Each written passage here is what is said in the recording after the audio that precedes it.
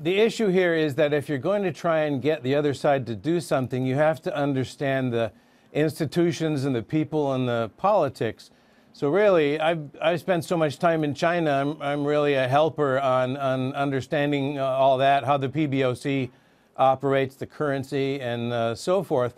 But Kelly, I'm for the first time more optimistic, and I've always been a critic, but I think that there may be some ground here that will allow some pretty good things to be said, maybe not for March 1st, but to move ahead on the whole issue. Such as, I see here that you're saying watch financial firms in the U.S., Visa, MasterCard, JP Morgan, and the like. You're talking about them opening up their markets more to these kinds of American companies?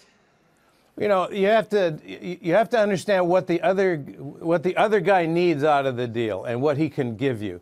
What the Chinese need out of this deal really is recognition that they're a peer and that they're sitting at the adult table in the global economy. It's more a matter of face than practicality at this point. It's easy for them to give us promises to buy soybeans and cars and aluminum and whatever else they want to buy. Those things are all fungible. They're easy to deliver. It's easy to deliver tariffs because you can see them. And in fact, U.S. tariffs on China haven't really done anything at this point because they've been entirely offset by the weakening of the Chinese currency. So it didn't affect the prices here. What's much more difficult and unachievable is when you tell the other guy, I want you to change the entire structure of your economy and your political system. Forget about it. Right. My advice is there will be no change in Chinese industrial policy. That's fixed. There is change happening, however, in the most important issue, which is intellectual property.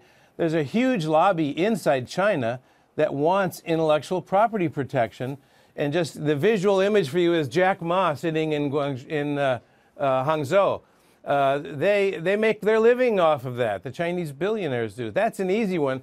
And of course, China promised in the WTO agreements that they would open their markets. And at this point, China has accepted an application from UBS, but not JP Morgan.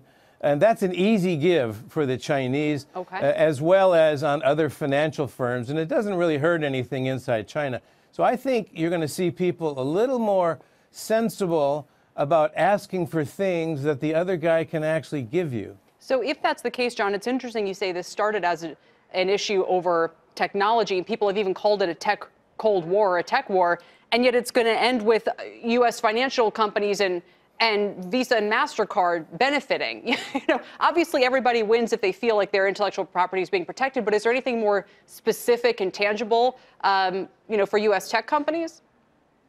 Well, for tech companies, the big game, of course, is the telecom game. Yeah. Huawei has the most patents of any company in the world last year.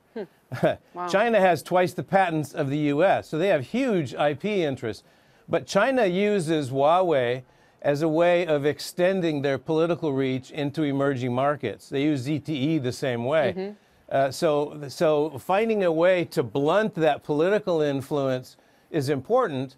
It was very revealing that the U.S. busted Huawei on the same day that Vice Premier Liu He showed up in Washington for the trade talks. So this is a pretty big slap in the face.